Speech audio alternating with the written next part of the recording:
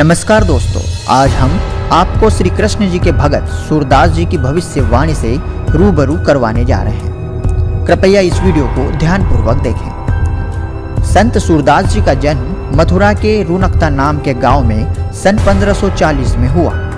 श्री कृष्ण जी के अनन्य भक्त सूरदास जी ने कलयुग के बारे में बहुत सी भविष्यवाणियां भी की है। उनकी भविष्यवाणी में एक धर्मात्मा का उल्लेख आता है, जिनका आने वाला विनाशकारी समय को एक धर्मात्मा द्वारा टाल देने के बारे में अपनी भविष्यवाणी में बताया गया है। आने वाला विनाशकारी समय तृतीय विश्व युद्ध की ओर संकेत करता है। वर्तमान समय में आए दिन अप्रिय घटनाएं तो घटित होते सभी देख रहे हैं। भारत देश ही नहीं बल्कि पूरे विश्व के गंभीर हालातों को देखकर यह अंदाजा लगाया जा सकता है कि वर्तमान समय भविष्य काल के लिए कितना भयानक हो सकता है।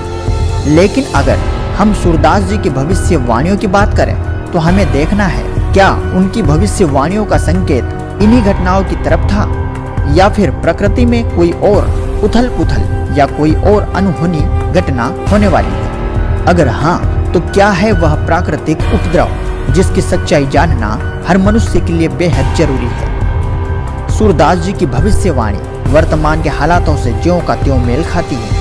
संत सूरदास जी अपनी भविष्यवाणी में कहते हैं, रे मन धीरज क्यों न धरे, संवत 2000 के ऊपर ऐसा जोग परे, पूरब पश्चिम उत्तर दक्षिण चहु दिशा काल फिरे, अकाल मृत्यु जग माही व्यापे, प्रजा बहुत मरे।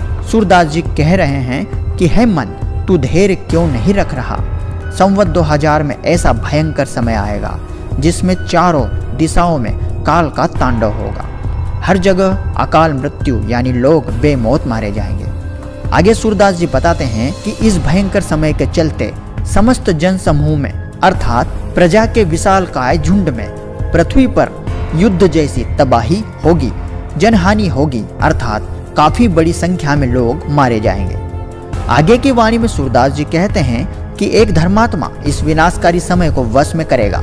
अब देखना यह है कि आखिर कौन है वह धर्मात्मा जिस पर कहा गया है कि स्वर्ण फूल वन पृथ्वी फूले, धर्म की बेल बढ़े, सहस्र वर्ष लग सतयुग व्यापे, सुख की दया फिरे। उस महात्मा के कारण पूरी पृथ्वी फिर से हरी भरी होगी, धर्म का प्रसार होगा, हर तरफ शांति, भाईचारे और सदाचार, सतभक्ति का माहौल होगा। सूरदास जी कहते हैं ऐसा हजारों वर्ष तक रहेगा।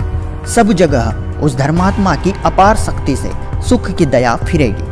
आगे कहते हैं, काल जाल से वही बचे जो गुरु ध्यान धरे, सूरदास यह हरि की लीला टारे नहीं टरे।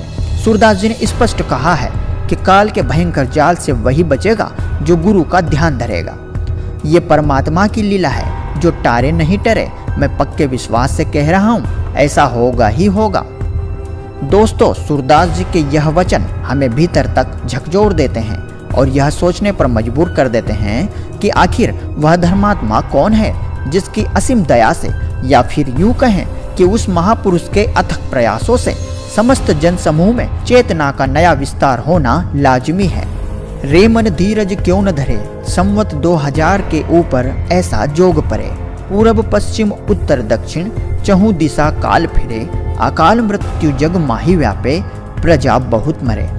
दोस्तों, इस भविष्यवाणी के बारे में अपनी महत्वपूर्ण राय हमें नीचे कमेंट बॉक्स में